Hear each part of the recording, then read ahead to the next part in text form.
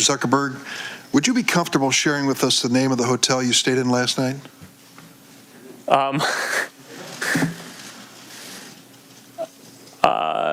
No. If you've messaged anybody this week, would you share with us the names of the people you've messaged? Senator, no, I would probably not choose to do that publicly here. I think that might be what this is all about. Your right to privacy, the limits of your right to privacy, and how much you give away in modern America in the name of, quote, connecting people around the world. A question basically of what information Facebook's collecting, who they're sending it to, and whether they ever asked me in advance my permission to do that. Is that a fair thing for a user of Facebook to expect?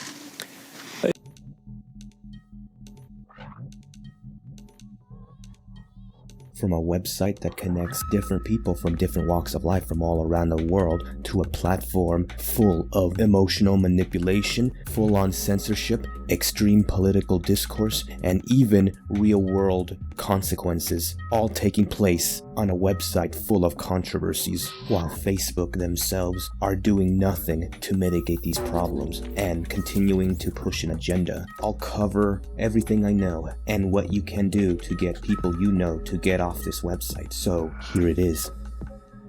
Chances are you've probably met somebody that once used Facebook or is currently using it in order to talk to friends, family, coworkers, or even complete strangers they probably have never met before, and even found out about certain things that would otherwise not often talked about in person, and perhaps at some point found out about certain rumors about certain individuals through this platform in ways that you wouldn't think anyone else would find out. And yet Facebook figured out some very fundamental secrets about you to the point it knows more than you do yourself. However, it wasn't always like this, as the man who co-founded Facebook is known by a college dropout called Mark Zuckerberg. Born on May 14th, 1984 in White Plains, New York, he once attended Harvard University, where he launched the Facebook from his dormitory room on February 4th, 2004, with college roommates, serving as one of his board members. And later, Facebook made it out of the college dorm rooms into the rest of the world in a few short years, leading to this time where it's more prevalent.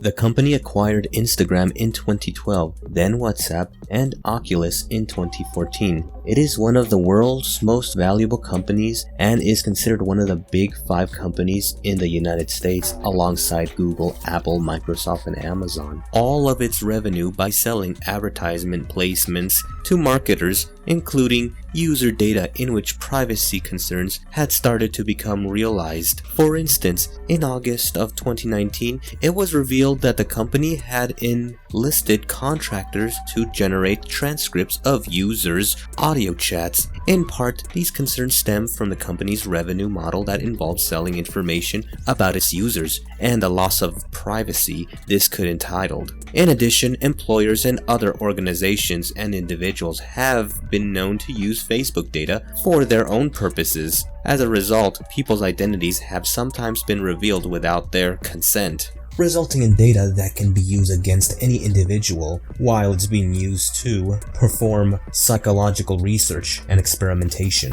on how users react to various posts, including content that's highly targeted for every user based on day-to-day habits and specific connections each individual is associated with, followed by the Cambridge Analytica scandal, in which all this was taking place for many years. And despite all this, many users, mostly boomers, remains on this site, regardless whether or not they care if the website is being used against them. In 2018, Facebook launched Facebook Gaming officially on June 1st as a competitor of YouTube Gaming and Twitch. And on June 2020, Mixer has now been integrated into Facebook Gaming, discontinuing Mixer as a streaming service. And perhaps virtual reality will become a thing sooner or later, with the Oculus platform taking over the virtual reality space.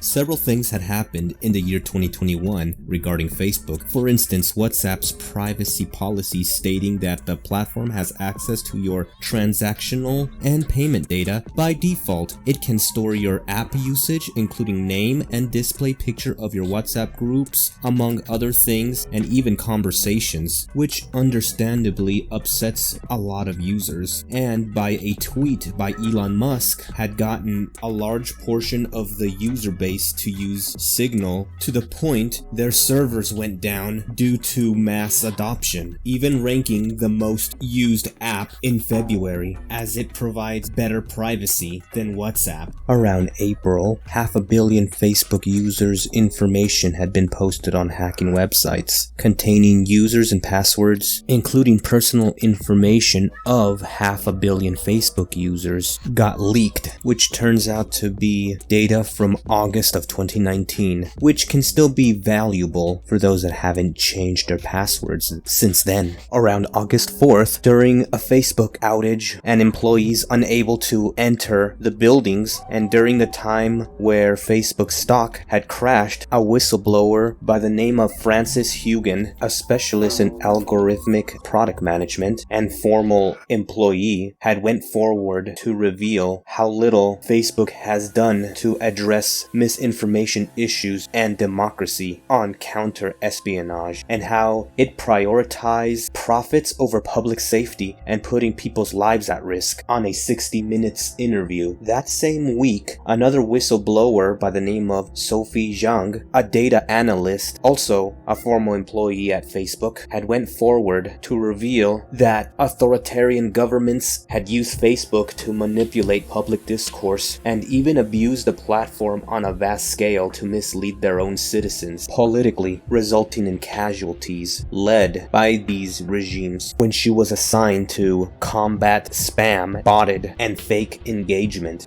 With all these controversies taking place, you would think that this website would go down and Facebook would be forced to stop abusing their position. And despite these court hearings and multiple lawsuits, it doesn't seem that anything is really going to change, especially the way the court system handles these sort of issues, and the fact that boomers with little to almost no understanding on how technology works are handling these hearings.